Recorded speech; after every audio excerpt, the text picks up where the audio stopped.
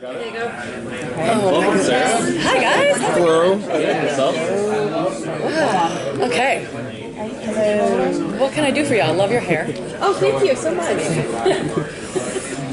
Congratulations on coming back for season 3. Thank you. I know Thank you very much. This is like Katie's such a fascinating character because she's got a lot on her plate, obviously, but it's so nice to see, like, you know, she feels like she needs to do things for her family, and she's going out and doing them on her own, you know, but now her and Will are kind of united and like on the same page. So has that been fun for you to kind of like for you and Will to kind of team up now, and you don't have to hide stuff from him as much? Absolutely. I mean, I definitely think there's a challenge coming into season 3. You know, Will and Katie are in a good place, and they're in a strong place, and they've found at least a temporary safe haven. But I do think that Katie has a drive towards resistance that in Will is a drive towards protecting his family. And so he's looking kind of at the micro and she's looking at the macro, and that's a source of friction. And I think one of the things that's really great about the way that this relationship, I think, is written is that you have two people who have equally viable ethical arguments to make. One of them is not right and one of them is not wrong. And so that's the fault line, right? That the show is, there's little earthquakes, there's big earthquakes, and then there's some stability, and then there's an earthquake, you know, that kind of thing. Mm-hmm. There's not stability for too long. It's always something that's going to come up. But it was fun though to see her like almost be like between Broussard and Will and kind of navigating that relationship, because they're kind of at odds with each other, and she has to kind of keep the peace, and then she's got the kids to worry about too. So I mean, she's just like the beating heart of that group, and I think without her, that group is a little rudderless. But it's nice to see like Kate, you know, taking charge and like she always has, and she always felt the need to do something. Are you excited to kind of continue that, but on the road in season 3? Like, it seems like the dynamic might be completely changed from the next season.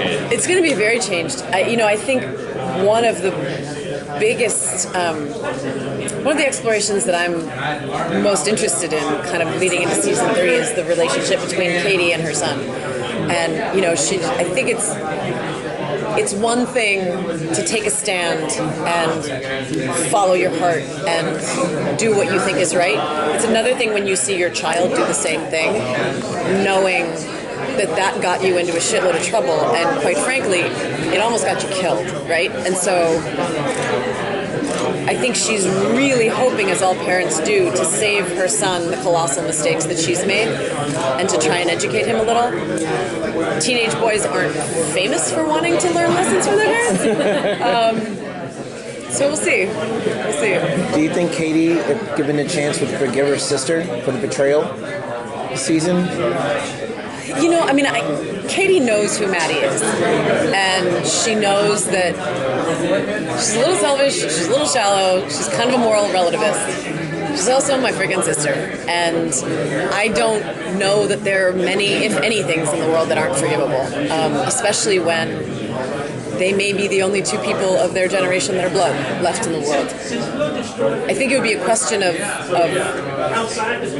would Maddie ever ask for forgiveness? You know, I mean, all Katie knows is that her sister sold her out for her and her family to be sent to the factory.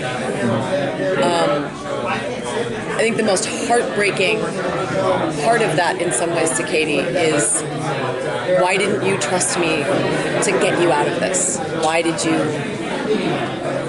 you resort to that? I know that Maddie is somebody who, when she's backed into a corner, can do some pretty terrible stuff. But you weren't backed into a corner. I gave you an out. Do you not love me enough to take it? You know what I mean? I think it's that, like, there's a big fight coming down the hill eventually. But I think at the end of that, is sisterhood.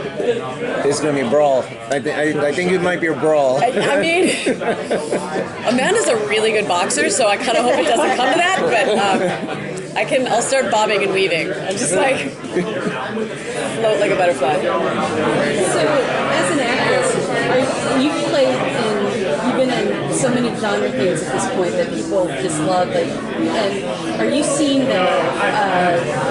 the strong fun roles for women and the really meaty, good roles for women are in genre roles right now, like with science fiction, horror, with badassery, like Badassery, by the way, is my new favorite word. yes.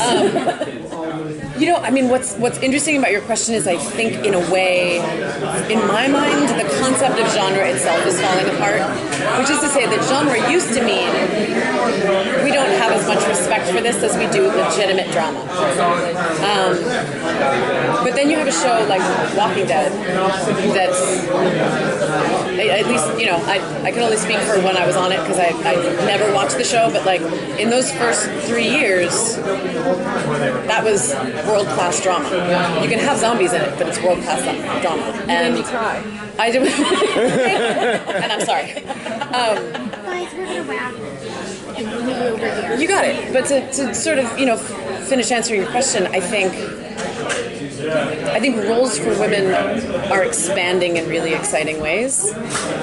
I still think we need to keep an eye on it because it's really easy to go, oh my God, we had The Hunger Games, we had every other Jennifer Lawrence movie, do you know what I mean? We've had Amy Adams, this is great. But like, you know, it's not that the Bechdel test is infallible, but take a look at Arrival.